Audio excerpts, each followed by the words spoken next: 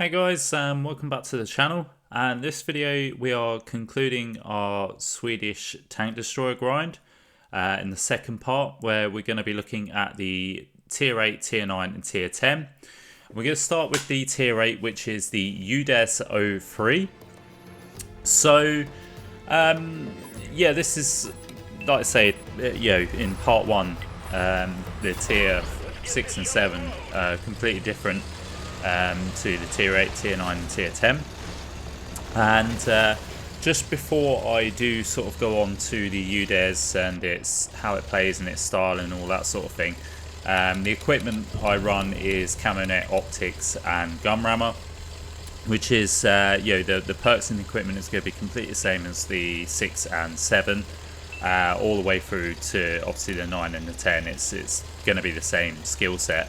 So we've got Born Leader, Rapid Reload, Sixth Sense, Situational Awareness, Camouflage Expertise, Steady Aim, Silent Driving, Muffled Shot, and Green Thumb. So yeah, you can see it will be, like I said, the same lineup as what I've used throughout the whole line. So that's quite. It's decent in some ways because you don't have to mess around sort of changing your skill set if you needed to. I get caught out here, unfortunately. I thought I was going to be safe behind this cover, but I'm not. The Dragon gets a shot into me and sets me on fire. So immediately, straight off the bat in this game, it has just been an absolute nightmare. And yeah, I'm sort of lucky not to die there. That Drogon just got an absolute decent hesh pen on me, as well as setting me on fire. Now, the UDES does have really good, camo on it. But again, like I said in the last sort of series, for the 6 and 7, you need to be behind bushes. You need to be well concealed to make it all work. Otherwise, you are going to get caught out. I mean, that Dragon was close enough. Here we're okay though, because we're far enough away. We're on airfield, so we're sort of on this right hand side in this corner, and we're just farming tanks. That Tiger 131 was behind sort of trees and bushes anyway, so we were going to be even more concealed. But at 400 meters, there's absolutely no way we're going to get lit up there. So we can sort of take shots quite comfortably. I think sort of 350 meters away, you're going to sort of be fairly okay, especially top tier. Being able to shoot, without getting detected. That's if you're not in cover. If you are in cover, then you're going to be absolutely fine. Now you can see here the tier 8 is the first in the line to get siege mode. So this is something you don't get with tier 6 and 7, which obviously with siege mode it increases your gun depression and it gives you the angles to bounce shots. However, the UDES, even in siege mode, it will still get penned. It has 0 armor. It's really not great. So you may get the old lucky bounce, but 9 times out of 10 you are going to get penned. This thing does have very good mobility though, so in reverse you can get out. In fact, I think in the out of the 3, this is the quickest when in retreat and stuff like that. Holding my shot here because I'm only 170 meters away, and even in concealment, in behind bushes, I wasn't confident that I could sort of take the shot and not get lit. Now I'm pushing some trees down just to try and increase the cover. However, I'm going to take the shot here, I think, and I'll still get lit. Just biding my time. And there we go. Probably should have took the shot maybe a little bit earlier here. I don't think sort of the bushes, it just gets in. It gets to a point where the bushes and concealment just sort of thin out. We do get taken out by KV3 there. We chanced our luck with that shot. It was just a case of I kind of knew there wasn't that many enemies left, so I was just sort of chancing my luck really. And it didn't quite pay off, let's say. maybe if I took the shot earlier when he was sort of, when the coverage was thicker in between us, we may have been able to have got that shot off without getting lit. But it is with airfield is a bit of a, I wouldn't say it was the greatest map for this tank, to be fair. My personal opinion, I don't particularly get on with that actually that well. It's a good tank, but the whole line is very situational. And yeah, with the siege mode as well, you've obviously got 1.6 seconds between engaging and disengaging siege mode. And although that's not very long, it kind of, you feel a little bit out of the battle sometimes, and it can be that split difference when you're sort of, especially when the game is sort of running away from you and you're sort of trying to get damage. You have to get into siege mode, and then by the time you get in siege mode, sometimes the tank that you're going to be shooting at is suddenly it's just managed to get into cover. As well as the 1.6, you've then got to adjust and sort of aim up your shot. So when you consider all that, you're looking at possibly sort of 2.5 seconds by the time you've engaged siege mode to getting your aim off. I mean, you can snap the shot and you probably will pen, but you've also got that bobbling as well, just with obviously the tank just trying to adjust itself coming into siege mode or coming out of siege mode. So it can be a little bit awkward at times, and like I say, this sort of map, it's going to be difficult. I mean, that right hand side, personally, I think, and also on the left as well, if you've got sort of tanks sort of fighting in the middle, sort of the middle section of this map on the left hand side, you obviously can get shots off from there.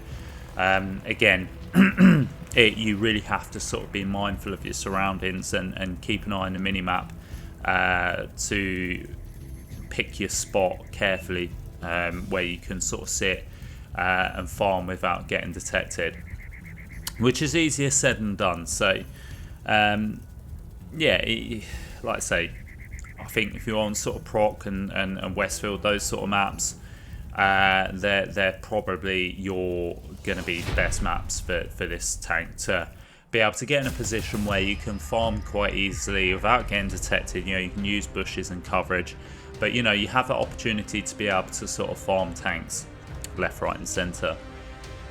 So anyway, we sort of finished that first replay on the UDES, and we picked up 5 kills, 3.1k damage.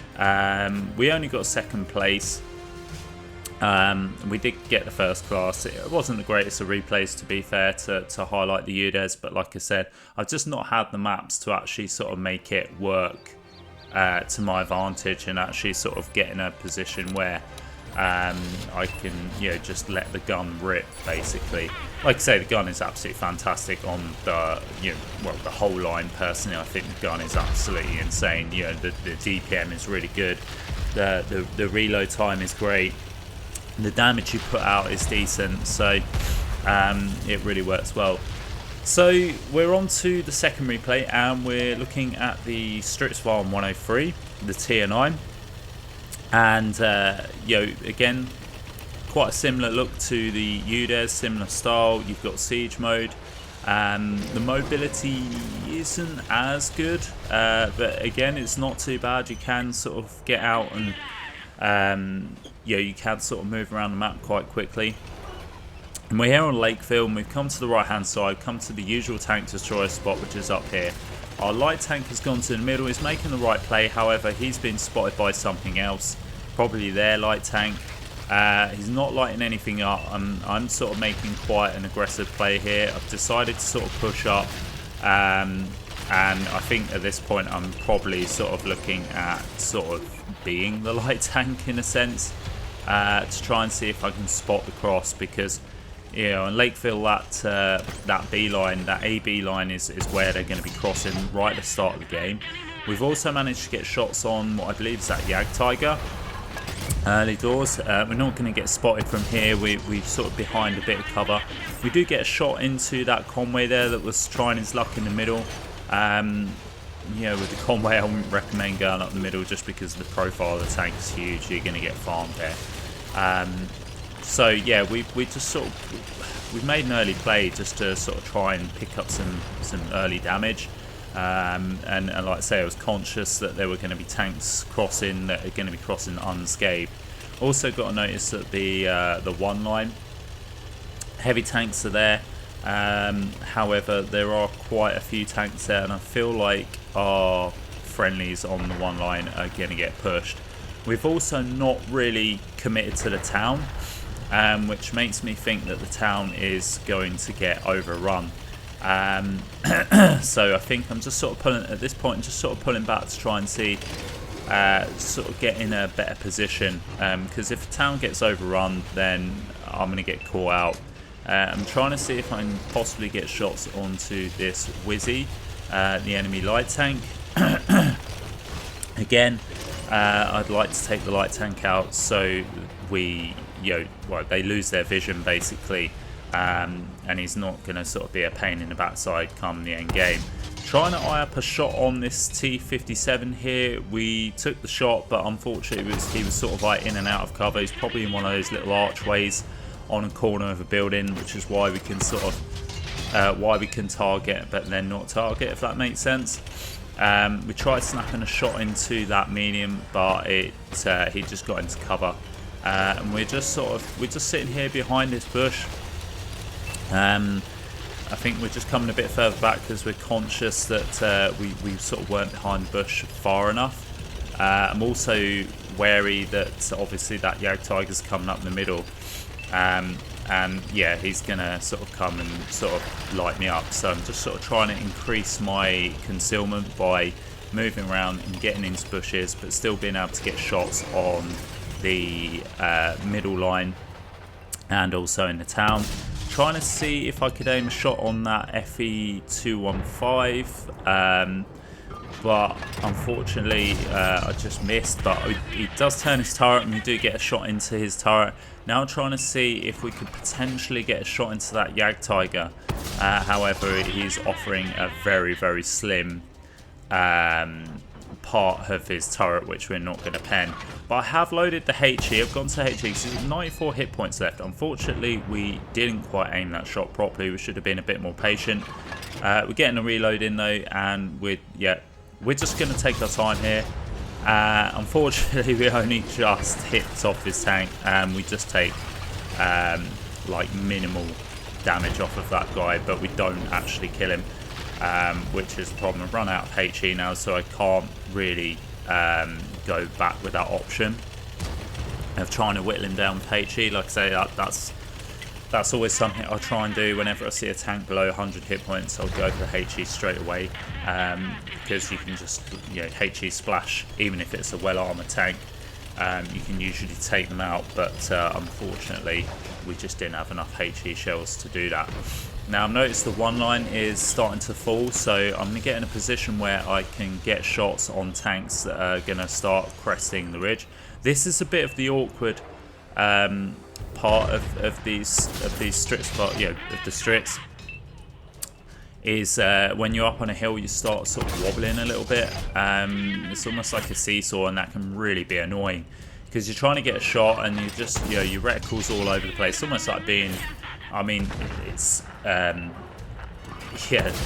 manual and automatic siege mode can both be a pain in the backside at times, and sometimes manual siege mode, when you're on sort of a bit of a ridge like this, you can almost feel like you're in a manual siege mode. But we managed to find balance somewhere on the ridge, and now we're quite stable, and we're able to sort of get shots in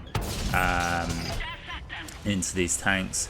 We're chancing a lucky shot there, but unfortunately it didn't pay off. Our 704 manages to take out the S-Barn that was just coming around that corner there.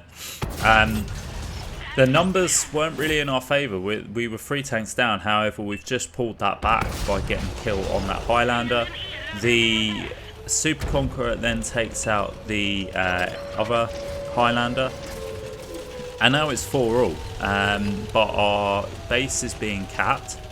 I'm going to sort of try and sneak around here, I think. I'm asking for help because I could possibly spot up the tank that's crossing. However, the tank's gone out of the base. There's 2 tanks here, and so I'm going to make my way around this side. just because I don't want to get shot by tanks that are potentially following them up on the right. I'm using this slope here.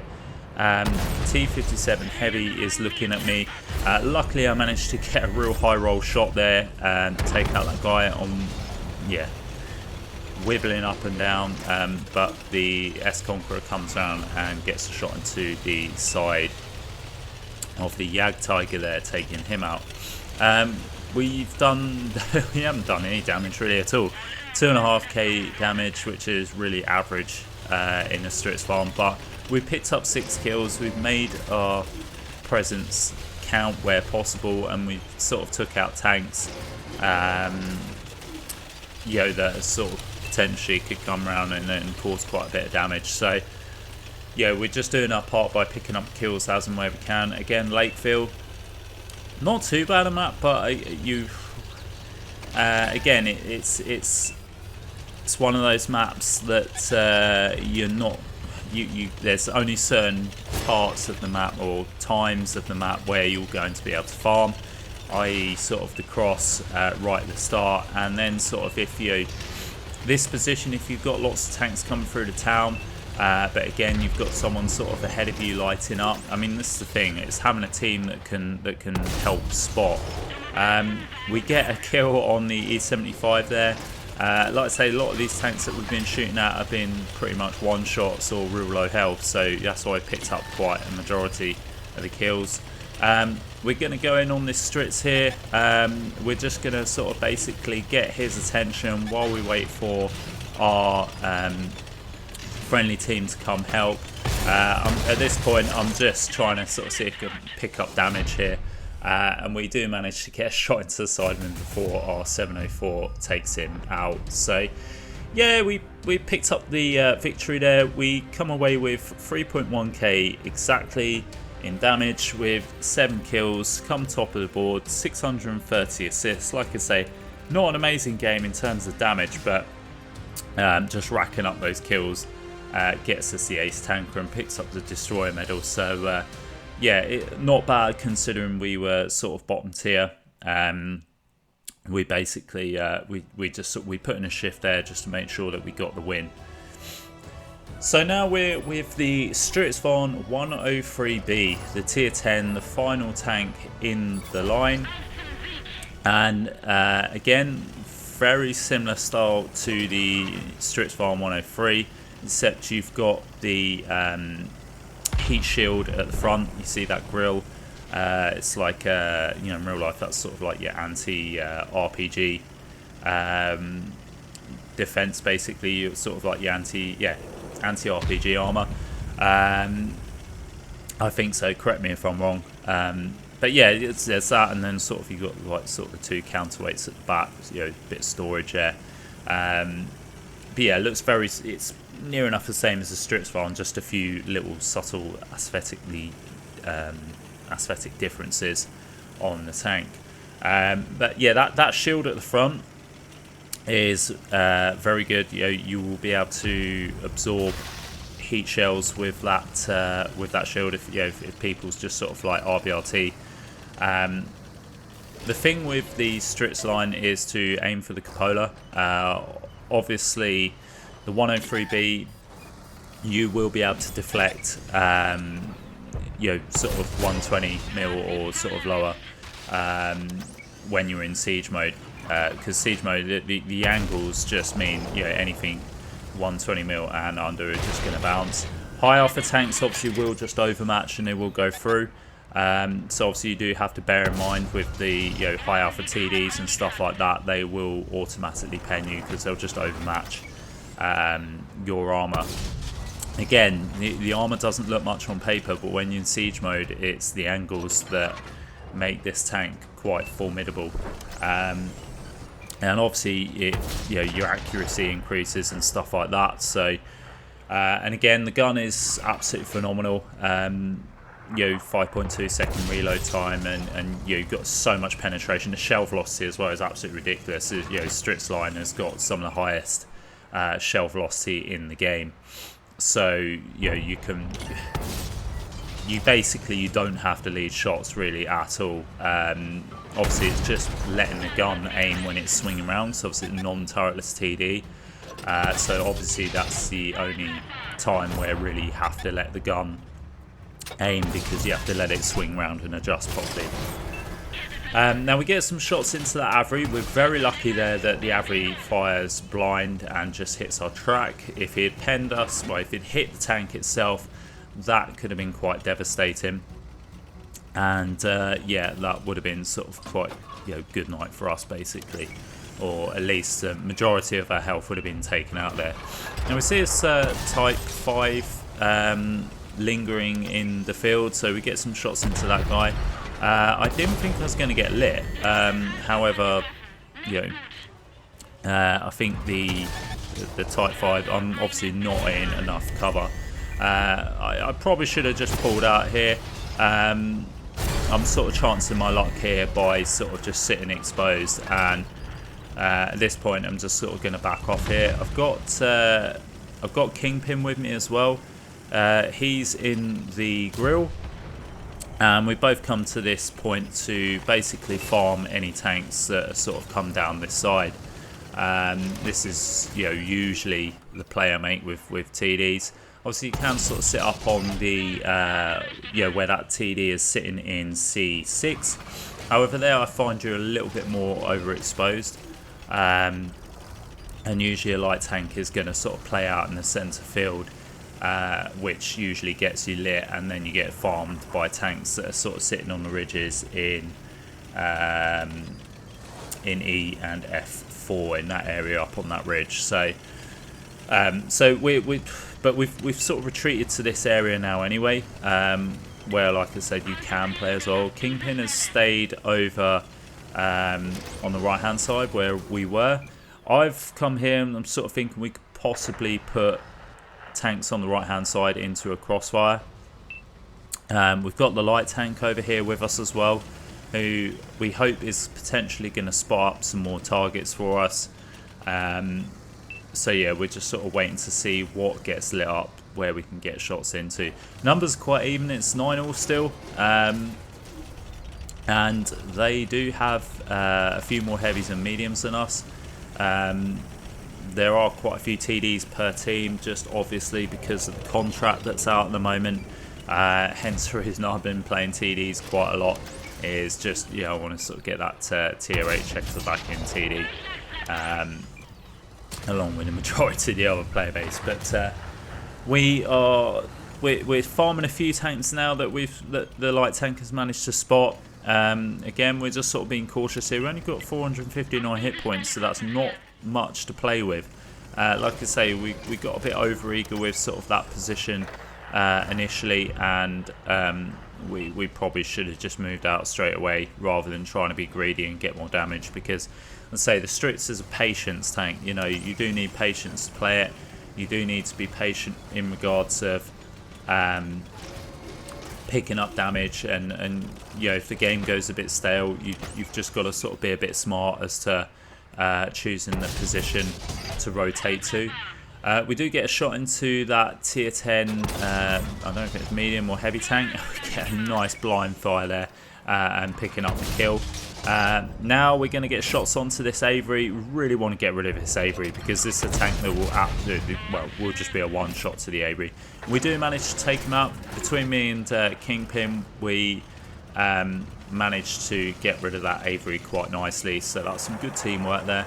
Again, the numbers are still level. We're down to 6-all now. It's quite a close game throughout, I think. And yeah, we're just going to bide our time here. Now the Yag Tiger gets lit up, and I'm trying to see if I can potentially sliver a shot into him, but he just angled his tank at the right time there, and I think we bounce off him. And yeah, now I'm just sort of, again, I think I'm on the move here just to sort of try and get in a better position. I think I was going to go like far right, up onto sort of D1, D2 area to see if we can potentially get shots into tanks that are up on that ridge there, because that's where I'm thinking they're going to be. We know that, well, the heavy tank's on the 0 line fighting with our medium tank. So I know where that guy is, but I don't know where these 3 tank destroyers are. Artillery's back on the 1 line somewhere. I was sort of talking to Kingpin at this point and thinking, saying, you know, those TDs I thought were going to be on that ridge. But now we've noticed that the 1 line has, not 1 line, the 0 line, sorry, has fallen. Those 2 tanks that were there have taken out our medium tank. And keeping an eye, I know the Jagdtiger is on the ridge there. We've got a Ruthless that is pretty much a one-shot. I'm asking that Ruthless to follow us because at this point I've sort of thought, you know what, those tanks are going to get into our base, so we need to look at doing a base defense. However, at this rate, I think I'm sort of being quite indecisive with where I'm going to sit and get shots from. This is a bit of a tricky one because obviously I want to defend the base, but equally I'm trying to sort of see where the best position is, where I can sort of knock some trees down and sort of get into cover. Yeah, I didn't know if I was going to sort of go on the right or go on the left here, and I'm just being completely indecisive. So yeah, I think I've sort of decided, you know what, I'm going to knock this tree over, and I'm going to sort of use around here to sort of be in a position. I mean, see Kingpin sort of posted up on the right there. So he's going to have shots into any of the tanks that come round. And we're going to have shots on the left here. So essentially we're putting them into a little bit of a crossfire. It's an E4 and a mouse, which is not great. But the E4, both of them are actually a one-shot. But that E4 will overmatch our... it will overmatch our tank. Our friendly Ruthless has just been taken up by artillery. I tried going for a shot there. I thought I had a shot on the E4, but unfortunately I didn't, and I fluffed it. I tried shooting again, but yeah, that shot just bounced because the E4's lower plate is yeah, sort of angled up, so yeah, it was going to bounce all the time. Not really sure what our artillery is doing. He's kind of gone a little bit gung-ho. Yeah, I wouldn't recommend this, to be fair. But he's going in, and I'm sort of thinking, Joe, what, this could be a bit of an opportunity to try and shut down the E4. I want to get rid of that E4. The Malshan, the mouse I wasn't too worried about. Our artillery's going in there, and I'm just trying to see if I can get a shot. The mouse gets taken out by Kingpin there. Then it's the E3, sorry, it's not the E4, it's the E3 that's taken out our artillery, who went gung-ho. Now the Jagdtiger's coming in. The E3's been taken out by Kingpin, which is good, but now the Jagdtiger is sort of getting in behind us. Artillery is coming around, and we got the waffle coming in, and I said to, I was saying to Ash to Kingpin at this point, I was like, oh Christ, this really is sort of squeaky bum time. Jagdtiger gets a shot into us because we just sort of turned at the wrong moment there, so he was able to pen our side. Artillery misses us, God knows how, because I was tracked. We really should have died here, but Kingpin gets a shot into the side of the Jagdtiger, I think. He's now a one shot for either of us. I fluffed my shot there. Honestly, this is just ridiculous. But I was in panic mode there. Artillery misses us once again, and Kingpin saves the day and saves my bacon by taking out the Jagdtiger. Yeah, there was multiple times where I should have died there and I just didn't. But we survived the scare there, and yeah, there's just their artillery left. We've loaded the HE, and me and Kingpin can now move on and find this arty piece and finish the game up. We fix our broken gun there, making sure that when we find this artillery piece, we can sort of shoot them without fear of the gun playing up. So yeah, we sort of move into where I knew artillery was last sighted. Don't know if he's moved, but we're going to sort of make our way there anyway. See if we can find him. And yeah, so Streets 1 103B. it's a brilliant TD, but like I say, along with the along with the whole line, to be fair, it's just very situational.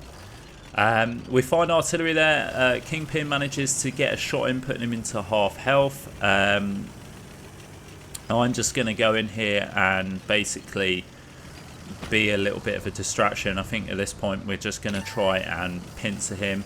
I'm trying to see if this artillery is looking at Ash. However, it's just fired, so I'm going to go in here and I'm going to get behind. I went into siege mode and I snapped the shot there, missing the shot and hitting the rock, which wasn't great. However, we do get the shot into the rear end. Ash then misses his shot somehow. We shoot and we put him onto slim health there. But then we get the final shot in, finishing him off for our 4th kill of the game and picking up the win in the process. So there we go, we come top of the board with 4 kills and 5.3k damage. Massive shout out to Kingpin there, who backed us up superbly. He also had a phenomenal game with 5 kills and over 5k damage. We get the brothers in arms there, picking up the 1st class, and yeah, we finish that game off really nicely. So yeah, that's the Strits line. If you haven't ground it out, I do thoroughly recommend it. Like I say, it just requires a bit of patience, and it does require a little bit of skill to make it work. I wouldn't say it's probably not one for a new player to consider, or anybody that's not quite familiar with TDs and how they work. I'd probably go for some other lines first before trying out the Strits farm. But when you do, you will have a blast, and like I say, there'll be some maps where you absolutely dominate. So anyway, guys, that's enough of the video. Please like and subscribe if you enjoyed it, and I'll catch you next time.